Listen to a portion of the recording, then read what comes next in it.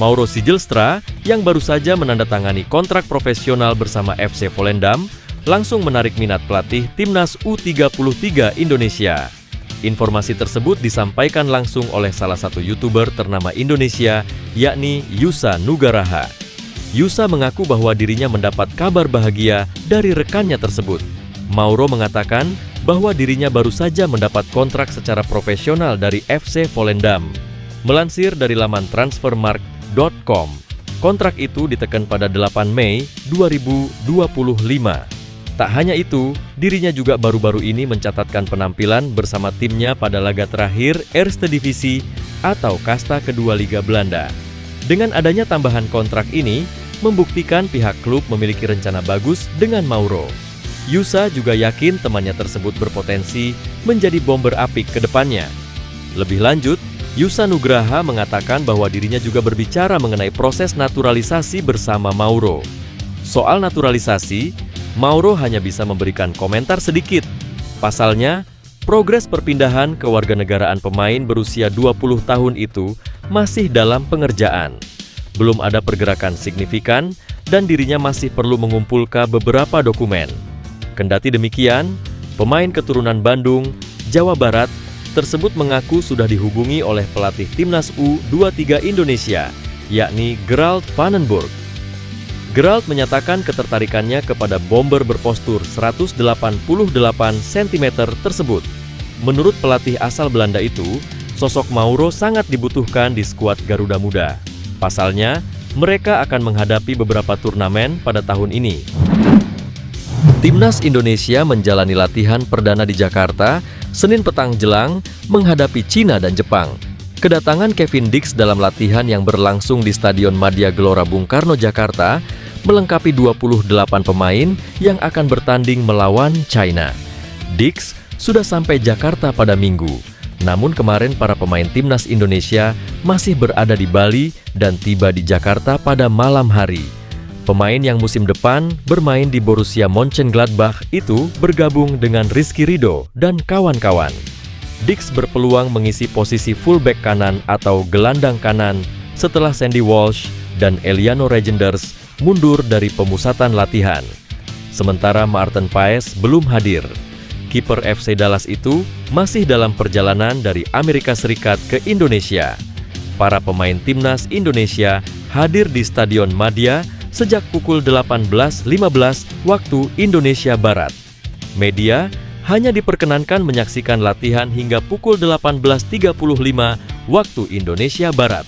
Selama waktu tersebut, terlihat para pemain outfield melakukan latihan fisik bersama pelatih fisik Quentin Jacoba. Sementara para penjaga gawang langsung mendapat materi latihan menghadapi umpan silang serta latihan build-up. Rumor naturalisasi terhadap Pascal Struijk masih jadi sorotan sejumlah media asing.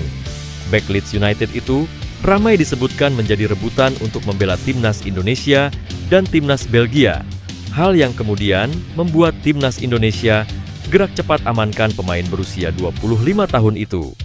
Seperti diketahui, pemain keturunan Indonesia Pascal Struijk masuk dalam radar pelatih tim nasional Belgia, Rudi Garcia, untuk persiapan pertandingan kualifikasi Piala Dunia 2026.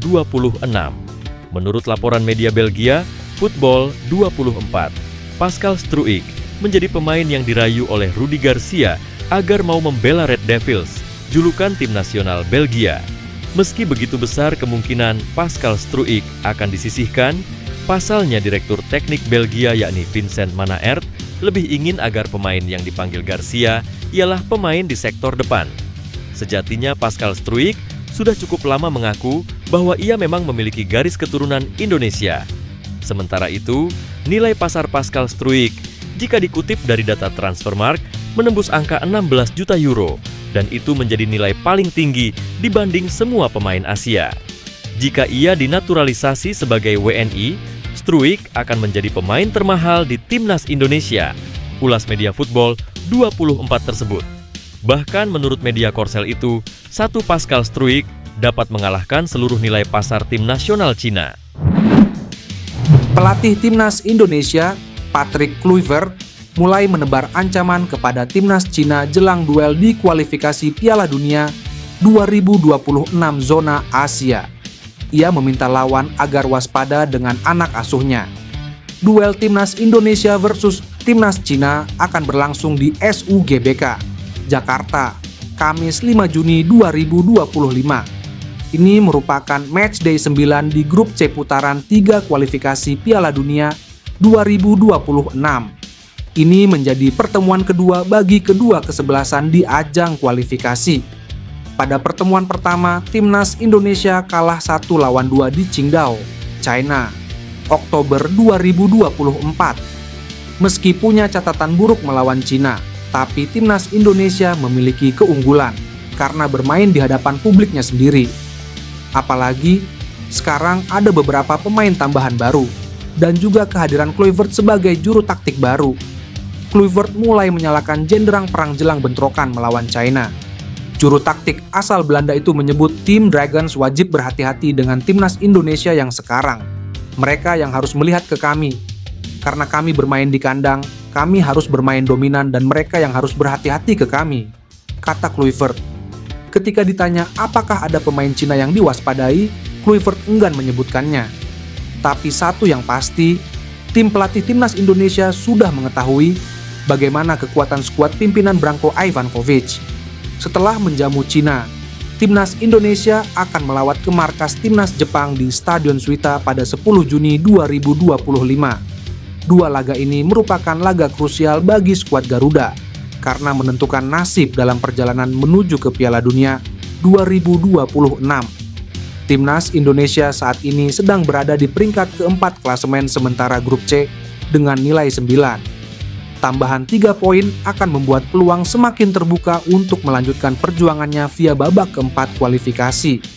Ketua Umum PSSI Erick Thohir angkat bicara soal keputusan Elkan Bagot yang menolak membela Timnas Indonesia.